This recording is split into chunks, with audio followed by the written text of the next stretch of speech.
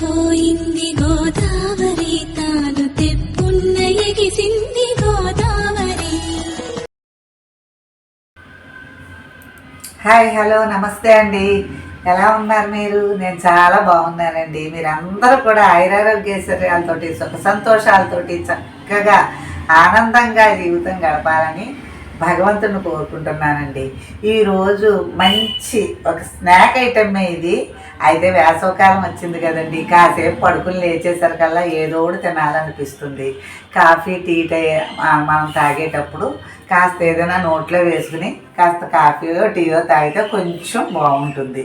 అందుకని అలాంటి దాంట్లో చాలా తేలిగ్గా చేసుకునే ఒక స్నాక్ ఐటమ్ అది ఏంటంటే కొయ్యి రొట్టె అని మీరు ఎప్పుడైనా విన్నారండి? మా చిన్నతనాల్లోనూ మాకు ఉత్తి బియ్యం పిండితోటి శనగపప్పు వేసి చాలా బాగా ఎర్రగా కరకరకరలాడుతోనూ చేసేవారండి. అది ఇంత ముక్కలు పెడితే చక్కగా ఎంత కమ్మగానో నవిలి మేము తినేవాళ్ళం. చాలా బాగుంటుంది. ఆ కొయ్యి రొట్టెకి ఏం కావాలనేవి చూపెడతాను చూడండి. ఇదిగో ఈ గ్లాస్ తోటి పొడి బియ్యం పిండి తీసుకున్నానండి నేను. ఇది పొడి బియ్యం పిండి బుల్లి గ్లాస్తో తీసుకున్నాను. ఇదిగో కొంచెం శనగపప్పు కాస్త నీళ్ళల్లో వేసి ఉడికించవచ్చు, కానీ టైం ఎక్కువ పడుతుందని కాస్త నానబెట్టాను అనమాట ముందర. ఇదిగో ఉప్పు, కారం, జీలకర్ర, కాల్చడానికి కొంచెం నెయ్యి, కొంచెం నూనె వేస్తే కమ్మగా ఉంటుంది. అది ఎలా చేస్తాను ఏంటనేది వీడియోలోకి వెడదాం రండి.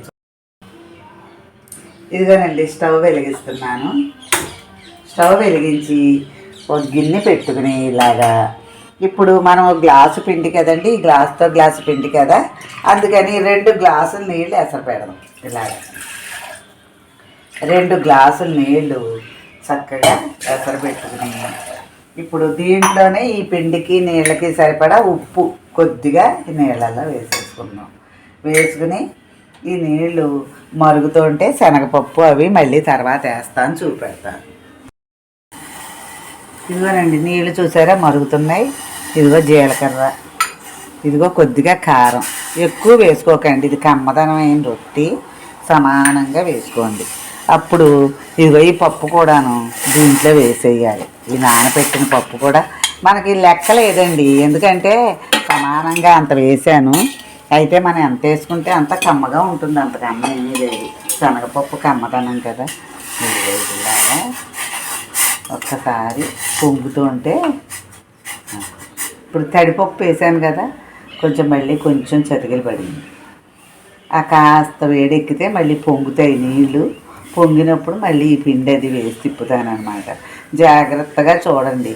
ఈ కొయ్యి రొట్టె అనేది చాలా కమ్మగా ఉంటుంది. పిల్లలు ఎవ్వరు తిన్నా కూడా జబ్బు చేయదు, పెద్దవాళ్ళు తిన్నా జబ్బు చేయదు. ఉత్తి వరిపిండి కదా, బియ్యం పిండి, అందుకని మెత్తని బియ్యం పిండి, పొడి బియ్యం పిండి. ఇదిగో పరుగుతోంది. ఇదిగో చూడండి. ఇప్పుడు ఇదిగో ఇందులో పోసేసి చక్కగా ఇదిగో ఇలా కలిపేయటం.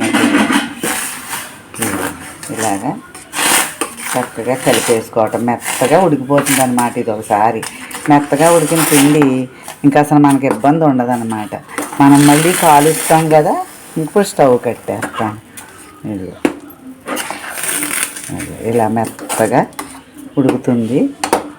ఇది మగ్గిపోయి చక్కగాను ఇంకా కాస్త ఇది అయ్యేదాకా ఇదిగో దీని మీద మూత పెట్టి కాసేపు ఉంచుతాను. మళ్ళీ నేను ఎలా కాలుస్తానో మీకు నేను చూపెడతాను. ఇదిగోనండి పిండి ఎలా ఉడికిందో ఏంటో మీకు చూపెడతాను.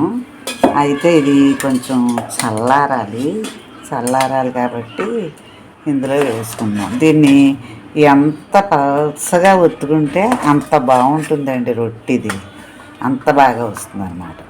దీన్ని 2 రొట్టెలకు సరిపోతుంది మనకి. ఇదిగో ఇలాగా.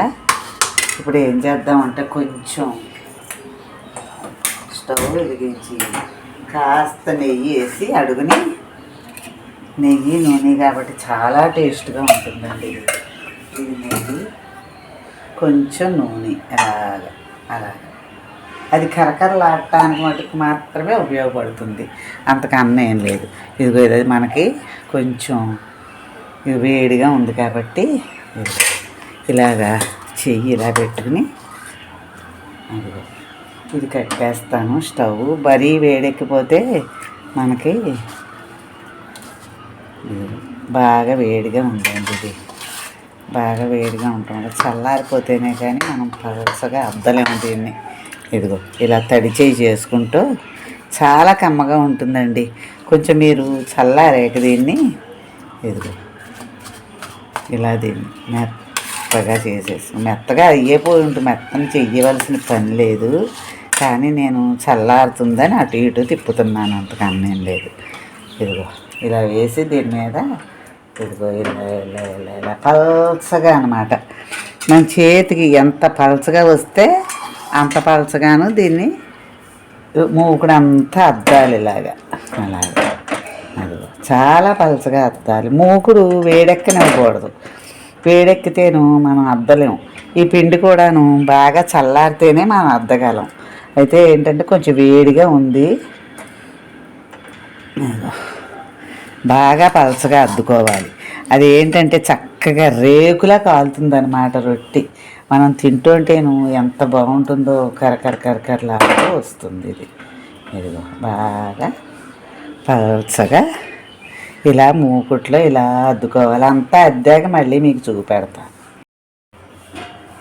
ఇదిగోనండి చూసారా, మీరు మూకుడు మటుక్కి నూనె నెయ్యి వెయ్యండి, కానీ ఎక్కువ వేడి అవ్వకూడదు. మూకుడు అయిందంటే మళ్ళీ మనం వస్తలేం. ఏదైనా నేను పిండి వేడిగా ఉందని అనుకుంటున్నాను, కానీ మూకుడు మటుకు వేడి ఎక్కనివ్వకండి. చల్లటి మూకుడులోనే చక్కగా ఇది మనం నొక్కుకోవాలి. ఇదిగో చూసారా, అది కొయ్యి రొట్టి చాలా బాగుంటుంది. దీనికి మీరు ఎంత ఓపికగా చేసి పిల్లలకి పెడితే అంత బలం కూడానండి ఇది.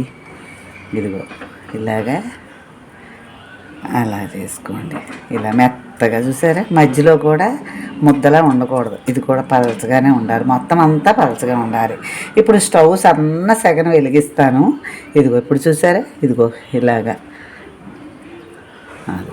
అలా ఒక కన్నం ఇలాగా ఇలాగా ఇలాగా ఇదిగో ఇలా కన్నాలు పెట్టుకుని అది అలాగా.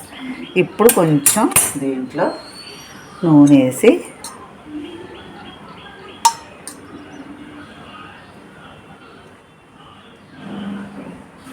అలా వేసి మనం ఇప్పుడు స్టవ్ వెలిగించి సన్న సెగని అలా పెట్టి దీన్ని ఇలా మూత వేసేయాలి.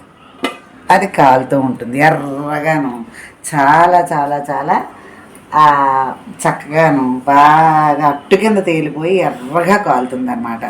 అప్పుడు మనం అడుగును కారాక చుట్టూ కాల్చుకుంటే నేను ఎలా కాల్చాలో మళ్ళీ మీకు చూపెడతాను.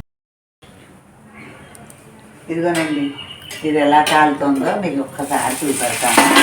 ఇదిగో మధ్యలో కారిపోయింది. ఇదంతా కూడా చక్కగా ఇలా వదిలేస్తుంది మనకు అలా రెస్పీ. కానీ మనం అప్పుడే తీయకూడదు, దీన్ని తీయకుండా దీన్ని క్రాస్గా పెట్టుకుని అలాగ చుట్టూరా కాల్చుకోవాలి.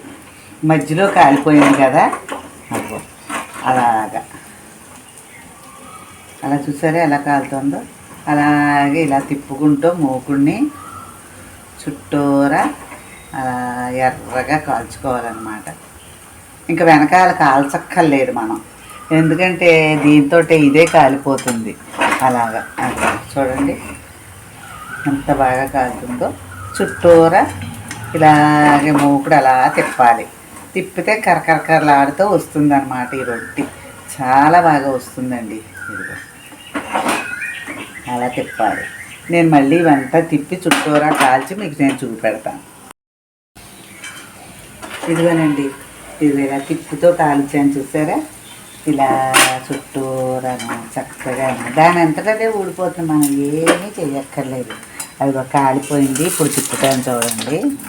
అదిగో అదిగో చూసారా, కొయ్యి రొట్టి ఎంత కమ్మగా కాలిందంటే అంత కమ్మగా కాలింది.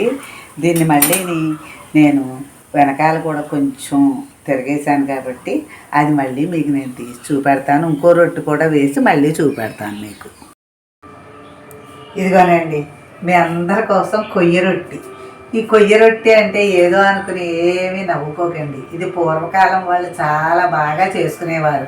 మన అమ్మమ్మలు బామ్మలు వీళ్ళందరూ కూడా మధ్యాహ్నం చక్కగా వంట అయిపోయిన పొయ్యి మీదే సన్న సెగన పెట్టి ఎర్రగా చక్కగా కాల్చి మేము స్కూళ్ళ నుంచి వచ్చేసరికి ఈ కొయ్య రొట్టె ముక్కలు పెడితే చక్కగా కమ్మగా తినేవాళ్ళం అండి.